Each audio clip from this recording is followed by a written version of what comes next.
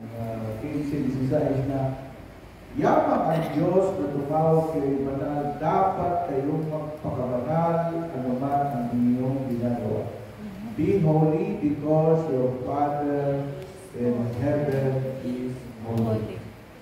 So, noong Webes kahapon, tinalakay natin yung sa Leviticus, ngayon naman, ni Propeta Isaiah. Makiupo po tayo. Masunod na ito mga sentences, no? Okay. Saan nangyari ito? Ito po ang pagkatawag kay Propeta Isaiah.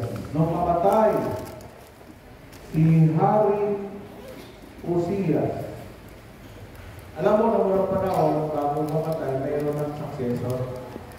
Wala nang eleksyon. Eleksyon may daya-daya rin, no? Doon, nung walang pagkandaan po ninyo, si Propeta Isaiah, bakit gano'n ang kahalaga, no? Kasi si Propeta Isaiah, siya po ang naghula tungkol sa Mesiyas.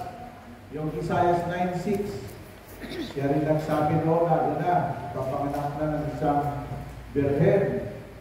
At ang inyong tagapagligtas, siya ay tatawagin Emmanuel, God is with us, Prince of Peace, Counselor, Son of the Living God. Ngayon, noong mamatay na si Haring Uzias, nakita po ng mga tao, sabi nito sa verse 1, ng taong namatay si Haring Uzias, nakita ko si Yahweh na nakaupo siya sa isang napakataas na luklukan. Ang laylayan ng kanyang damit ay nakalatag sa buong templo. May mga sirapin. No? Ang sirapin po, hindi po anghel to. Sila yung anghel na kakaiba na nagbabantay sa throne of God. Ang kanilang pakpak, sabi dito, no? Yung sirapin. May mga sirapin sa kanyang pulunan, sa bawat isa'y may 6 na pakpak. Wow.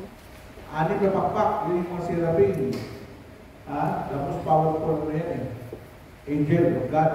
Kasi doon na sila nagbabantay sa throne of God. Dalawa ang nagatakip sa mukha, dalawa sa buong katawan, at dalawa ang ginagamit sa paglipad.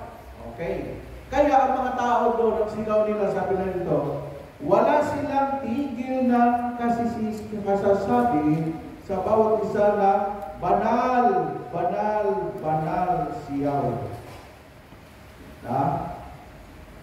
Kanina doon po banal, banal, banal.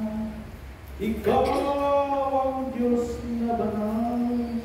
Mula noong hanggang ngayon, ika'y Panginoon. Banal, banal, banal. Ito mo talaga banal ito eh. Amen. This is the holy ground. Kaya ang tawag po natin doon sa Ambel City, marami nagpatutoo doon sa Elseday, ibang-ibang pakiramdam namin Brother Boy, dating namin sa PICC ay tila baga yung mga kabigatan namin sa aming katawan ay nawawala.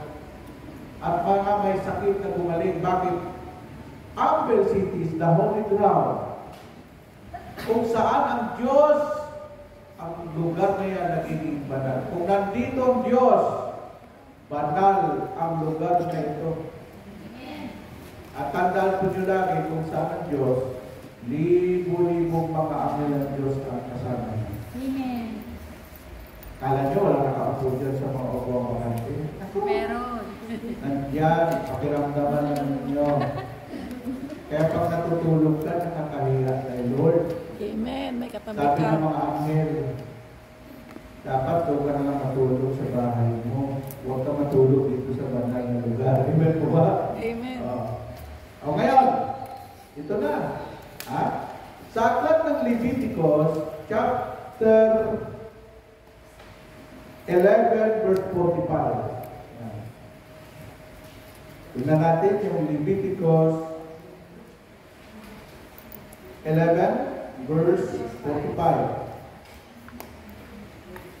Ganito ang sabi, I am the Lord who brought you out of Egypt, so that I called be your God. You must be holy, because I am holy.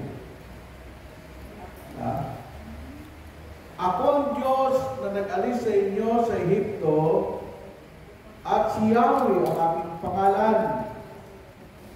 The time of Abraham, ang pangalan ng Diyos ay El Shaddai. Kaya ang pangalan ng El Shaddai, Covenant Name of God. Ang Yahweh, panahon ni Moises. At mayroon pang Diyos. Pag sinabing Elohim, the God of peace. Pag sinabing Jehovah Jireh, the God who is more than enough. The great provider. Pag sinabing Jehovah Rapha, the great doctor. May mga pangalan ng Diyos sa iba-ibang panahon. At sa panahon natin, Jesus Christ, the Son of God. If you worship God the Father, first worship the Son of God, Jesus Christ. Sabi ni Jesus, every knee shall bow, and every tongue confess that Jesus Christ is Lord, the King of Kings and the Lord of Lords, Jesus, the Son of the living God. Amen. Kaya pag sinabi natin, sinasamba kita, Diyos, walang katulad mo. Pinupuri kita, Diyos, yan ang panalangin ko. Makita na nilang lahat sa buhay ko. Kung nakita sa iyo demonyo. Dapat sa mga anak ng Diyos makikita si Kristo. Amen. At ano makikita kay Kristo? Yung ugali ni Kristo. Amen. Sa Leviticus chapter 20 verse 26. Leviticus chapter 20 verse 26. Ganito sinabi. Tingnan natin kung ano sinabi dito. Sa verse 20. Mainit na sa. Mainit na. 6. Mainit. Bawat hayop, no? Dali, sa 20 pala. 20 verse 26. Okay, narito. You shall be holy and belongs only to me, because I am the Lord and I am holy. Napakaliwanag sinabi ni Jesus dito ni Lord sa verse 26. Magpakabanal kayo sapagkat akong si Yahweh banal. Kayo'y hinirang ko sa gitna ng mga bansa upang maging banal. Alam niyo ba na mayroong destiny ang Pilipinas? Ang Pilipinas, ito lang bansa ang pinakamaraming Kristiyano sa buong daigdig. At ang Pilipinas, all OFW around the world considered as a missionary to bring the gospel, to bring the word of God around the world. Kaya tingnan po ninyo, kanina ba naroon kami sa plane, sinabi ni Sister, dumadalo yan yung dalawa. Sa El Shaddai, walang absent yan. Saan ngayon, nandito yung yata yun. Nandito ba yun? O umuwi na? Bakit dumadalo sila? Kasi committed sila at may commitment sila, hindi naman ang tao pinupuntahan nila dito. Kaya pinupuntahan na dito ang Diyos na banal na makapangyarihan sa lahat. Amen? Okay, bibigyan kayo ng sabi ng iba, Brother Bay, bakit pinalayas ni Yahweh ang tao sa paraiso? Ha? Hindi ko pinalayas ni Yahweh yung tao sa paraiso, hindi niya mahal. May dahilan yun eh. Hindi pwede magsama ang kasalanan at kabanalan. Amen. Nung magkasala si Adan at si Eva, pinalayas ng Diyos sa paraiso si Adan at si Eva para hindi sila mamatay. Kasi mamamatay sila doon sa paraiso dahil ang paraiso ay pure holiness. Kasi bumababa doon ang Diyos tuwing alas 3 ng hapon, naririnig na ni Adan at Eva yung dagundong na mga paa ni Yahweh. At alam ni Eva at ni Adan. Kaya minsan sinabi ni Yahweh, Eva, Eva, Adan, nasaan kayo? Ito hinahanap ng Diyos yung tao.